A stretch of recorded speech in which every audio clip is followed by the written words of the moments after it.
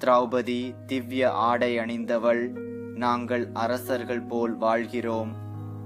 புத்ரபதி ஹீனா. இதனால் கோடி மாதைகள், கோடிக்கணக்கான நரம்புகள் இரத்தத்தால் சுத்திகரிக்கப்பட்டன. இந்த அரசை வஜ்ரமாக எப்படி மாற்ற முடியும்? மனிதனின் இரத்தத்தில் இது கலந்துள்ளது. மேலும் இதில் அபிமன்யுவின் இரத்தமும் உள்ளது.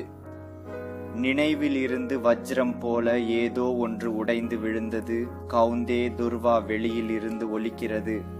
அழுத்தப்பட்ட அந்த புத்தி, இது இப்போது வரை தேடிக்கொண்டிருந்தது போர்க்களத்தின் குழப்பத்தில். இதயம் துக்கம் மற்றும் வலியால் நிரம்பி அதில் ஒரு குமுறல் அல்லது கொதிப்பு எழுந்தது. அவர்கள் மட்டும் இழுத்து பேசினார்கள். பார்த், நான் போகிறேன் பிதாமா. பாசு. மகிழ்ச்சியின் முழக்கம் காற்றில் திணறி இறந்து கொண்டிருந்தது.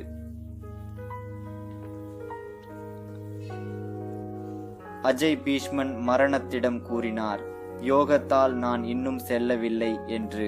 இதை அறிந்து மரணம் நின்று கொண்டது மற்றும் தானே படுத்துக் கொண்டார்கள். வானோவின் ஒளி என்ன காரணம்? உபதான் கரு.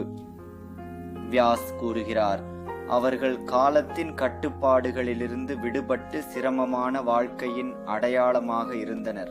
மற்றும் பந்த் ஜோஹ்தி பினிது எங்கோ அருகில் கைகளை கூப்பி மரணம் காத்திருந்தது. சாஸ்திரி மான்கர் ஷ்ருங்சட் வாழ்க்கையின் எல்லைகளை தாண்டி யோசித்தபடி படுத்திருந்தார். தந்தை மிகவும் சீரியஸாக இருக்கிறார். தர்மராஜ் குனோயிஸை பார்த்தார். மூல உரை சரியாக இல்லை, எனவே சரியான மொழிபெயர்ப்பு வழங்க முடியவில்லை.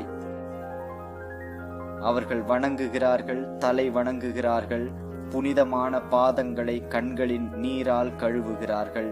ஐயோ பிதாமகா, மகாபாரதம் தோல்வி அடைந்தது, கத்தினார் தர்மராஜ் வியாகுலம் அதிர்ச்சியுடன். வீரகதி அடைந்து சுயோதன் சென்று விட்டான்.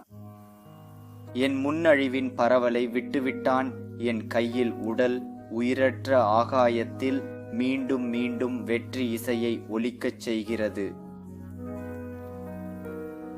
மற்றும் இந்த இறந்த உடல் அமைதியாக என்னிடம் கேட்கிறது, வெற்றி எங்கே? நான் மீதமுள்ளேன், சொல்லுங்கள், வெற்றி யாருடையது? யாருடையது வெற்றி? வெற்றி யாருடையது? தந்தை, தாய் உள்ளனர். தோல்வி யாருடையது? இது